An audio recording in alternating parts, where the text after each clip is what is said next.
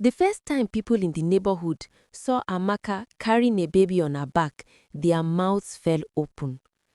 "How can this small girl be a mother?" they whispered.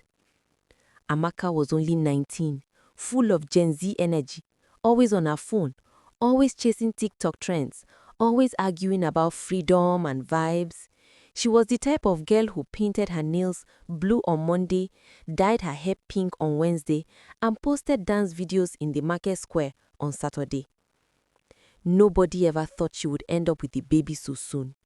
But life has a way of shocking people. Amaka was the last born in her family, pampered and spoiled. Her mother, Mama Nkechi, tried to discipline her but soon gave up.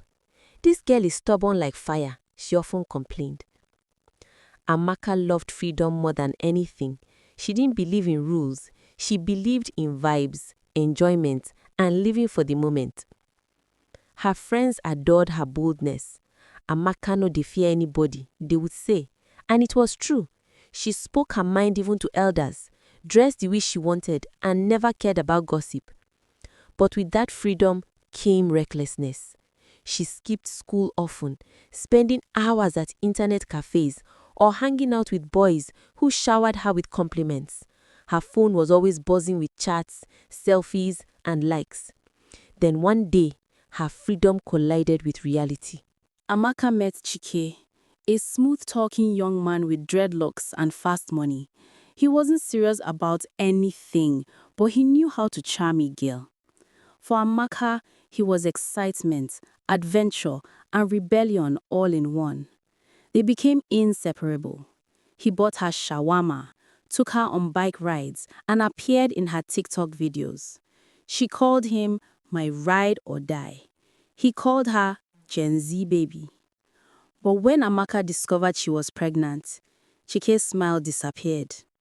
"Ah, baby, they play?" he asked, panic in his eyes. "I'm serious," she whispered, clutching the test strip. Chike rubbed his head. "No be me. I no fit father now. I still dey hustle. Abeg, find solution." Those words broke her. She thought he would stand by her, but like smoke, he vanished. His number stopped going through.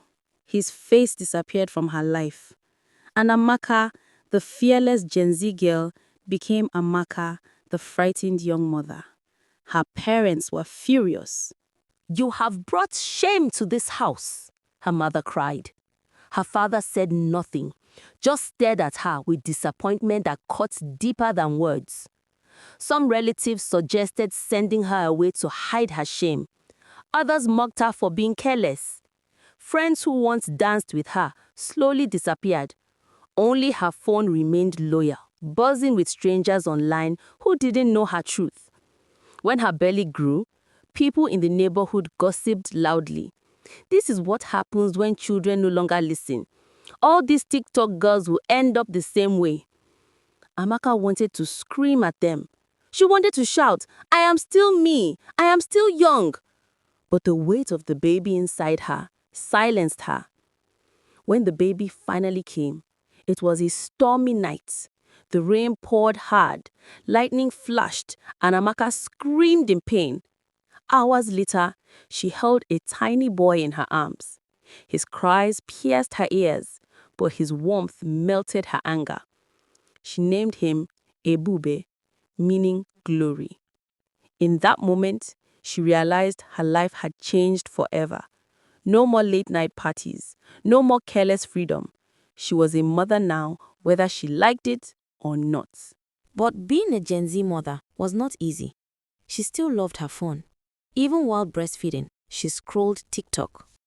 She would balance the baby in one hand and make dance videos with the other. Neighbors mocked her. "See this girl, she is raising her baby on TikTok." Oh. But Amaka didn't care. She used her platform to share her journey. She posted about the sleepless nights, the messy diapers, the loneliness, and the judgment.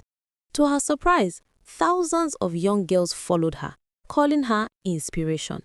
Some sent her encouraging messages, others confessed they were in the same situation. Slowly, Amaka built an online community of young mothers. What people mocked her for became her strength. Still, life tested her daily. There were nights when Ebube cried endlessly, and she wept too, rocking him while whispering, "Please, just sleep." There were mornings she looked at herself in the mirror, tired eyes, messy hair, and wondered where the vibrant Amaka had gone. There were days she missed her old life, the careless freedom of being just a teenager. But each time she looked at Ebube's tiny fingers holding hers, she found strength. She reminded herself, "I may be young, but I am a mother. I will fight for this child."